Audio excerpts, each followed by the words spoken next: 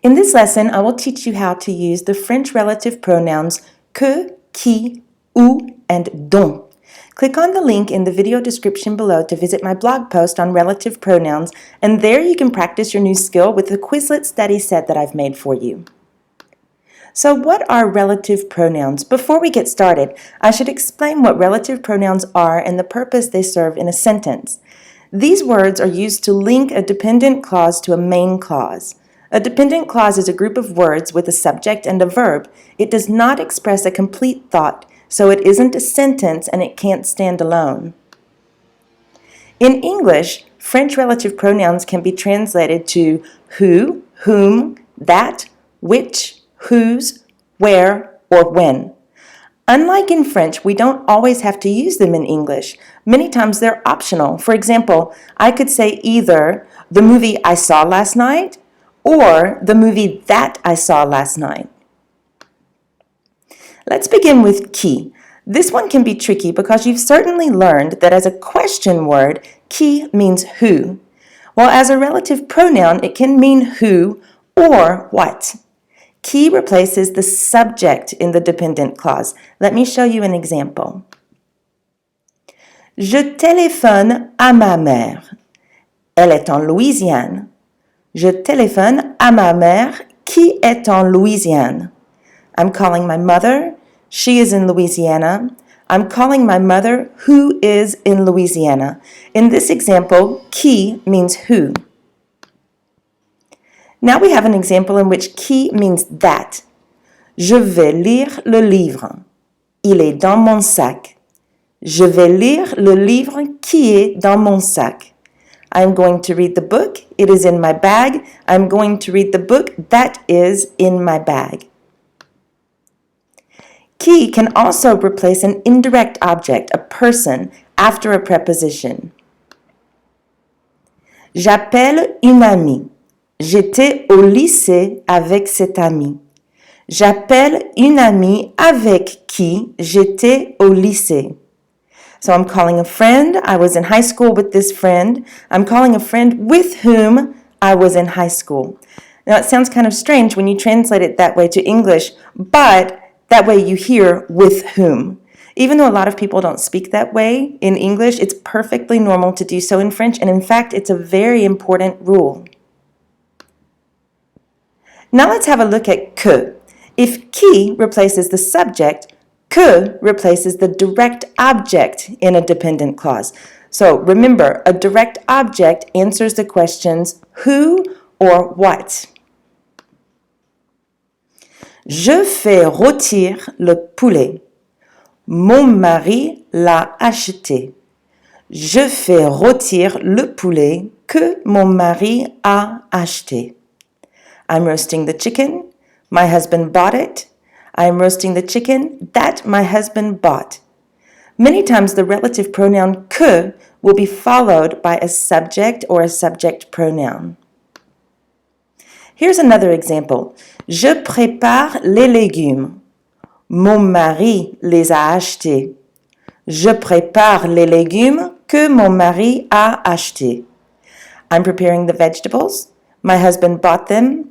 I'm preparing the vegetables that my husband bought. In the passé composé, since que replaces a direct object, you need to remember to make agreement with the past participle in gender and number, and that's why you have an S on the past participle acheté. Sometimes you may come across sentences that are put together a little differently, like this one. Les bonbons que mange mon petit frère sont trop sucrés.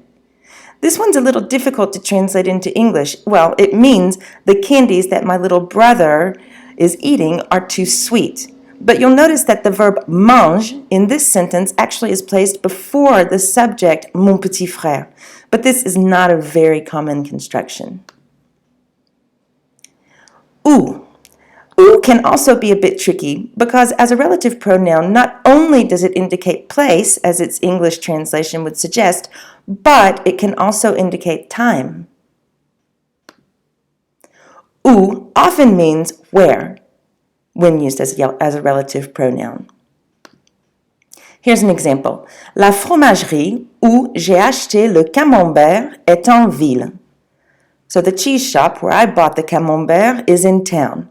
That makes good sense. Où means where in this sentence. But remember, où as a relative pronoun can also refer to time. This is where a lot of French students mess up. Où can also refer to time, and it gets translated to when in English.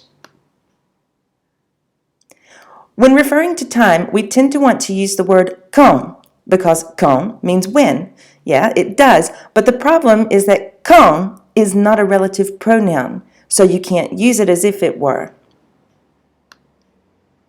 Look at this example. C'est le moment où. This is the time when. Now, would you have been tempted to use quand instead of où in this sentence? Here's another example. Il pleuvait le jour où nous sommes arrivés. It was raining the day when we arrived. So try to remember that. Où can mean when it's used as a relative pronoun. And finally, the last relative pronoun we're going to look at in this lesson is dont. If you've studied relative pronouns already, this is probably the one you don't like very much, but I'm going to try and simplify it for you. Dont replaces people or objects that come after the word de. For example, tu vois cette dame? Je t'ai parlé de cette dame. C'est la dame dont je t'ai parlé. So here we have an example of a person preceded by de. You see that lady? I spoke to you about that lady. That's the lady I talked to you about. Or if it helps, that's the lady of whom I spoke. Here's another example. J'ai besoin d'un couteau. Here I have de plus a thing. Le couteau est sur la table. Le couteau dont j'ai besoin est sur la table. The knife that I need is on the table. Or, if it helps to translate it this way, the knife of which I have need is on the table. Because avoir besoin de, we translate it to need. But if you do a literal translation, avoir besoin de means to have need of. The trickiest part about using dont isn't really understanding the rule, but it's knowing which verbs and expressions are followed by de. Yeah, I know, that's the tricky part. But let's go through an exercise together, and I think that this will help you kind of figure out when you're supposed to use each of these relative pronouns. Each time you'll need to choose between que, qui, où, and dont. Allez, c'est parti. Où est le garçon, blank, a gagné la course? Now, which one of those are you going to use here? If you chose qui, then that's right, that's correct. Bravo. Où est le garçon qui a gagné la course? Qui replaces the subject of the sentence, le garçon. Okay, let's do another one.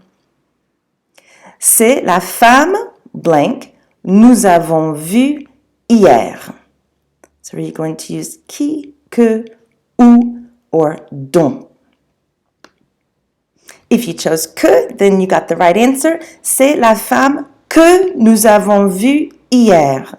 Que replaces the direct object of the sentence. Who did we see yesterday? The woman, la femme. Don't forget to make agreement by adding an I to vu. Elle se marie avec l'homme, blank. Elle est amoureuse. Now think hard about this one. Put me on pause if you need to. If you chose dont, then you got the right answer. Maybe you chose que. Okay, I want to explain why dont is the correct answer here. In English, she's in love with this man. In French, she is in love de this man. Okay, elle est amoureuse de cet homme. That's why you do need to use dont. You have de plus a person. So that's a situation where you just need to know that amoureuse is followed by de and not with avec in French. All right, how about this one? Je ne sais pas, blank, tu as mis ma bouteille d'eau. Je ne sais pas où tu as mis ma bouteille d'eau? Très bien. I bet you got that one right. I don't know where you put my bottle of water. Okay, so there, où actually translates to where, so that's convenient. Tu te rappelles la fois, blank, je t'ai appelé à minuit? Tu te rappelles la fois où je t'ai appelé à minuit? Making reference to a place in time, if it helps to think of it that way. Again, this is where many people would be tempted to use the word quand, but quand is not a relative pronoun. Je connais une fille, blank, la mère est avocate. Je connais une fille dont la mère est avocate. La mère de cette fille est avocate. Okay? The mother of this girl is a lawyer. De cette fille, there you have de plus a person, which means you need to use dont. C'est le moment du film blank, ils s'embrassent. C'est le moment du film où ils s'embrassent. Again, place in time. C'est vous, blank, êtes en retard. C'est vous qui êtes en retard. Qui replaces the subject vous in this sentence. Voici la jolie robe, blank, tu as vue la semaine dernière. Voici la jolie robe que tu as vue la semaine dernière. Que replaces the direct object. And we have one more. Le tigre est un animal, blank, j'ai très peur. Le tigre est un animal dont j'ai très peur. Why do we use dont here? This avoir peur de is an expression. To have fear of. Avoir peur de. So you have de plus an animal, which means you get to use the relative pronoun dont. So I hope that this has helped you understand French relative pronouns a bit more clearly. Don't forget to subscribe to my channel, whether you're teaching yourself French or learning at school and you need a little extra help. I put out new videos every week. And also check the links in the video description below to see all of the ways that you can connect with Love Learning Languages. À très bientôt. Au revoir.